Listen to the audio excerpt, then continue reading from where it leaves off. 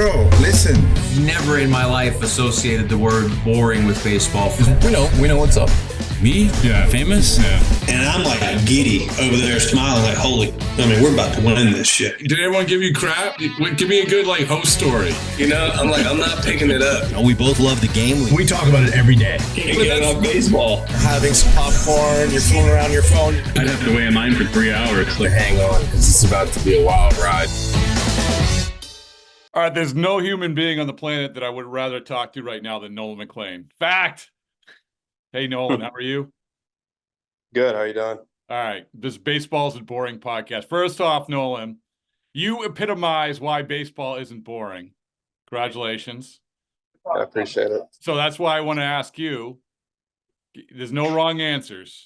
Why isn't baseball boring for you? I think because not every day is going to be the same, no matter what, no matter how you're feeling, good, bad, or otherwise. Every day is going to be a little bit different than the last one, I think.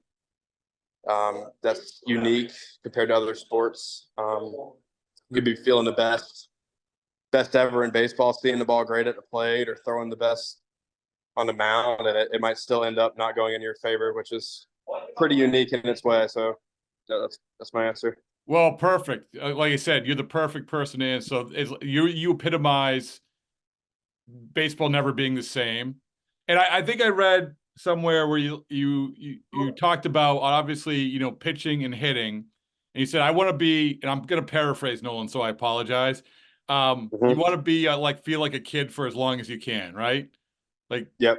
This is what we do. The best player plays, let's say shortstop, he pitches, he catches, he's wherever the action is. Yep. Were you worried at any point in your career that was going to be not an option for you, that you weren't going to be able to have that joy? Yeah, there's times where obviously the old schoolness of baseball kind of says not to do it, and it's not smart to do it. But at the end of the day, I tried to control what I could, and that was just going out there every day, competing the best I could, and having the most fun that I can.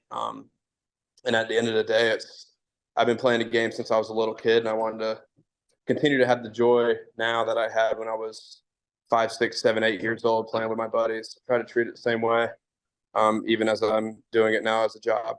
So when you were drafted by the Orioles originally. They had said, and correct me if I'm wrong, they said, yeah, we'll let you do this, but we're going to prioritize pitching. Now, take me through that. Did that lead you to say, hey, I want to stay in school. I want to keep doing what I'm doing and maybe take another whack at it the next time around, where someone says definitively, like the Mets are right now, you can pitch, you can hit. Am I off base with any of that? I don't think that was necessarily the decision. At the end of the day, the Orioles saw something that they didn't want to go through with, and we couldn't come to an agreement at the end of the day. I don't think it was anything to do with pitching, hitting, or both. It was post-draft physical more than anything that we just couldn't come to terms with. And I ended up saying, hey, I'll just go back to school and live to fight another day and just trust the process that God has in store for me. So when you go through it, and I've been talking to a lot of guys about the months and the weeks leading up to the draft, about, you can't opt out of a bowl game in baseball, right? Right. So you're going through that. What's your mindset? I know that you say, hey, I just want to compete with my guys. I'm playing baseball. I'm prioritizing Oklahoma State. I want to prioritize this, and I'll worry about the draft. But it's hard, especially after you make that, that decision. It's hard to not put that in your head. So talk to me about that, about any anxiety or stress you had leading into last year's draft. I don't think there was really any anxiety or stress for me. I think something I have that's going for me is the ability to just go out there and play. I was pretty content with just going out there, having the most fun I can, and whatever happens for my future on draft day, that's what was going to happen. And I could only control the controllables, and that was competing every single pitch and trying to win baseball games for Oklahoma State. And I felt like that helped me more than anything, anxiety wise or nerves or anything that it might be when it comes to the draft. Because at the end of the day, whoever likes you, and it's going to be up to them. It's their discretion if they pick you or not. All right. Well, it must have been awesome that the team that liked you said to you, all right, let's go. Pitch, hit, let's do it all. I mean, that must have been when you, I don't know if you were sitting there and they're like, how that, take me to that moment where they said that and that feeling that you had when they said, hey, okay, we're all in. We're with you, Nolan. Yeah. So day one, I didn't really hear anything, and I was just talking with my agent, and I was like, hey, like, what teams like are really, really open, like, to let me hit? And they were like, the Mets are going to be one of them that are going to be open to both. And it just happened on day two. It's like, hey, the Mets want you with, I believe it was a 91st pick or something like that. And I was like, let's do it. Like, let's rock and roll. And an area scout that I was in contact with for a couple years now reached out to me and was like, hey, let's go right after I got drafted by the Mets. So it was pretty special moment for me and my family. To know I'm going to get to keep being a little kid and keep playing both sides of the ball. It's awesome. So now that you're doing it, and I think you said that your starting helps a little bit, right? With the routine and everything. We all, first of all, congratulations on being in the same conversation as Shohei Ohtani. We should always aspire to that. Right? For sure. I mean, it's not a bad thing. Yeah. So so now that you're doing it, can you feel like this could be a thing? Like Nolan, like we've talked about this Ohtani thing for the last couple of years, and there's been examples. But you're first of all, congratulations, you're doing it really well. But can this be a thing in your mind in Major League Baseball or in professional baseball? I think so. Now, obviously, there's a big step from high A baseball to the major leagues. But I think Ohtani's making it seem possible for more guys like him. Now, obviously, he's a freak of nature, but I think with the right routine and the willingness and want to do it, I think it's definitely possible. Obviously, you have to prioritize baseball more than anything else in your life. And if that's something that you're willing to do, I think it's very, very possible. What's the biggest challenge, you think?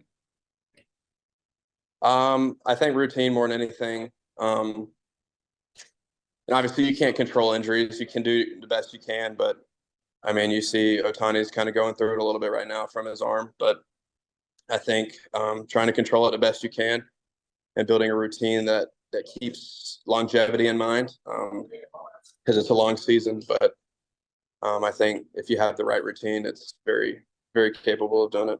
You having fun? Oh yeah. Yeah. No doubt. Yeah, I mean, it's because listen to me, it's nerve-wracking, man. Like, you're starting your career, it's good, but it seems like you're having fun. It seems like you're the kid who's going out playing, throwing the one-finger crap kicker and wiffle ball, and then imitating batting stances, and that's Yeah. I mean, yeah.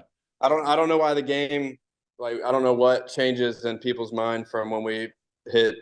I guess it's probably high school for most people to start specializing in sports and even positions. I mean, I was multiple sports, multiple positions, just kind of going out there and being a baseball player first, and just whatever happened.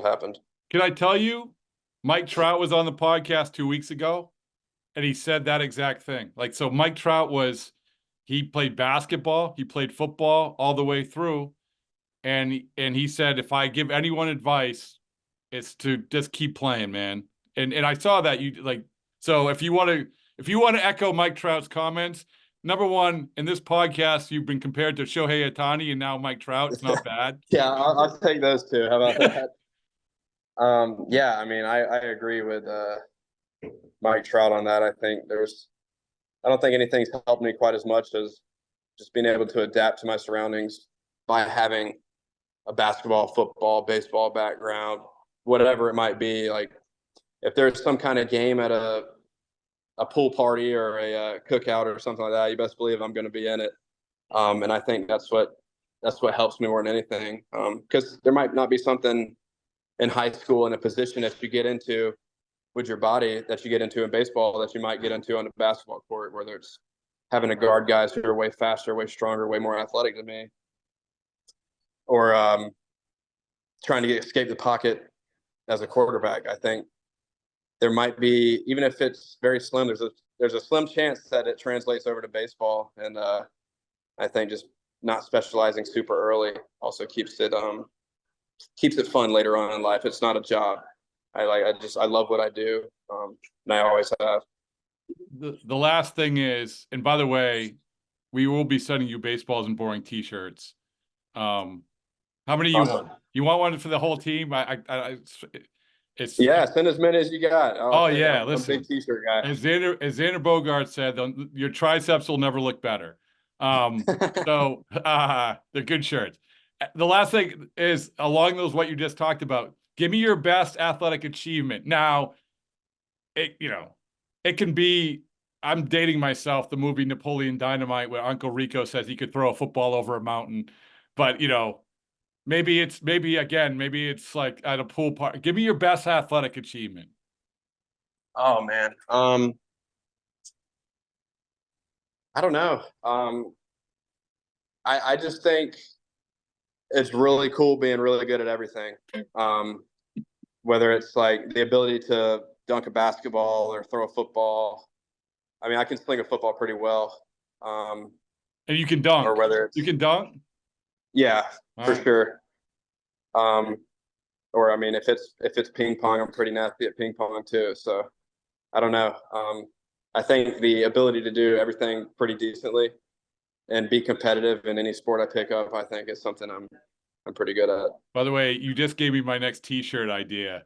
It's pretty cool to be pretty good at everything. I like that.